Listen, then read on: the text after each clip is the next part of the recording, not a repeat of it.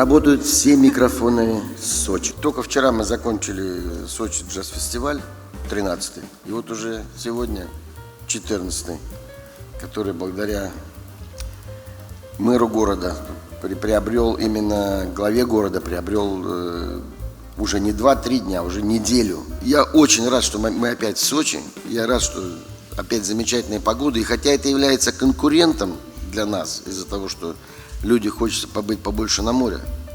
Ну сколько можно быть на море? С утра встаньте пораньше, идите на море, потом на концерт, потом с чувством переполненных эмоций опять на море. И я вас уверяю, что море вам покажется гораздо лучше. Каждый фестиваль, который мы делаем, вот Роман Маркович со своей командой великолепной делает все так, чтобы все было без сучка и без задоринки, но самое главное, это на счастливые лица наших людей, любовь к жизни в первую очередь, любовь к природе, любовь к своим близким.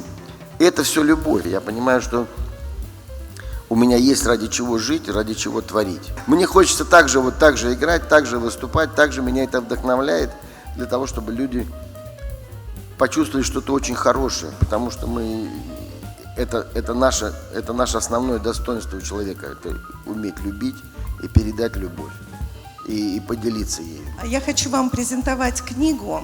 Книга вышла в этом году, она называется «С любовью с Дагомыса», продолжая тему любви ко всем людям и к нашему городу. И здесь есть фотография Олега Акуратова, нашего замечательного, талантливого мальчика. Да. Так получилось, что в 2015 году я с ним записывала большое интервью.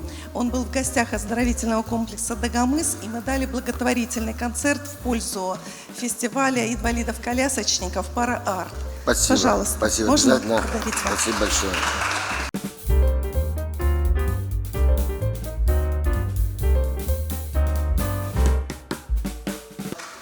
Вот вам в Сочи джаз. Да, спасибо.